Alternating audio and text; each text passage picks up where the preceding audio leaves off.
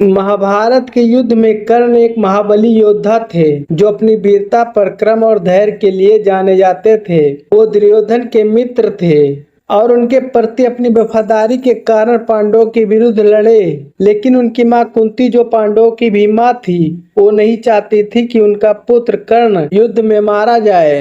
युद्ध के दौरान जब पांडव और कौरव के सेना आमने सामने थे, तब भगवान श्री कृष्ण, जो अर्जुन के सारथी थे, कर्ण के भाग्य और उसकी मौत को जान लिया था। वो जानते थे कि कर्ण धर्मात्मा और महान योद्धा है, लेकिन उसकी निष्ठा दुर्योधन के प्रति थी और इस युद्ध में उसका मारा जाना निश्चित था। इस स्थिति को देखते हुए भगवान श्री कृष्ण ने कर्ण को बचाने का निर्णय लिया।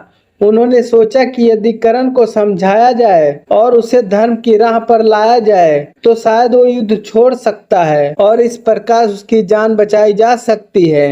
कर्ण को समझाने के लिए श्री कृष्ण एक दिन उसके पास गए। उन्होंने कर्ण से कहा, हे कर्ण, तुम वास्तव में कौन हो? ये जानने की इच्छा है। तुम अधिरथ और राधा के पुत्र नहीं हो, तुम सूर्य और कुंती के पुत्र हो, यानी तुम पांडवों के बड़े भाई हो। तुम इस युद्ध में पांडवों के खिलाफ क्यों लड़ रहे हो? पांडव तुम्हारे अपने भाई हैं। कर्ण को इस बात का पहले से ही अभ्यास था, क्योंकि माता कुंती पहले ही इस रहस्य के बारे में बता चुकी थी। लेकिन कर्ण ने उत्तर दिया, हे केशव, मुझे ये ज्ञात है कि मैं कुंती का पुत्र हूँ, लेकिन मैं दुर्योधन के प्रति अपनी निष्ठा को नहीं छोड़ सकता।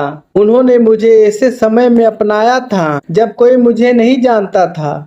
मैं उसके साथ धर्म और अधर्म की सीमाओं से परे जुड़ा हूँ। श्री कृष्ण ने कर्ण को धर्म और अधर्म के भेद को समझाने का प्रयास किया। उन्होंने कहा, धर्म की रक्षा के लिए युद्ध हो रहा है। अधर्म के साथ निष्ठा रखना भी अधर्म कहलाता है। यदि तुम पांडवों के साथ मिल जाओ तो तुम्हें राजपद प्राप्त होगा और ये युद्ध टल सकता है। तुम अपने भाइयों के साथ मिलकर इस राज्य का शासन कर सकते हो। लेकिन कर्ण ने श्री कृष्ण की बात मानने से इनकार कर दिया। उन्होंने कहा, केशव, मुझे अपने कर्मों का फल भोगना है। मैं अधर्म के साथ खड़ा हूँ और मुझे इसके परिणामों का सामना करना होगा। अगर मैं अपने मित्र को इस घड़ी में छोड़ दूं तो ये मेरे धर्म के विरुद्ध होगा। श्री कृष्ण कर्ण की निष्ठा और धर्म के प्रति उसकी समझ को देखकर हतप्रभ रह गए। वो जानते थे कि कर्ण अपने जीवन में बहुत कठिनाइयों का सामना किया है और उसे यह युद्ध उसका अंतिम कर्म था। कर्ण को बचाने के सभी प्रयास असफल रहे,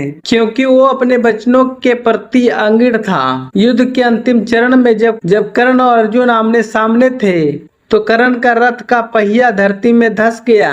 इस मौके का फायदा उठाकर श्री कृष्ण ने अर्जुन से कहा कि वो कर्ण पर वार करें। अर्जुन ने कृष्ण की बात मानी और कर्ण का वध कर दिया। इस प्रकार कर्ण की मृत्यु हुई। श्री कृष्ण ने कर्ण को बचाने की कोशिश की थी, लेकिन कर्ण ने ही अपने धर्म और निष्ठा के कारण अपनी नीति को स्वीकार कर लिया था। कर्ण की मृत्यु के बाद श्री कृष्ण ने पांडवों को बताया कि वो वास्तव में उनके भाई हैं और ये सुनकर पांडव बहुत दुखी हुए।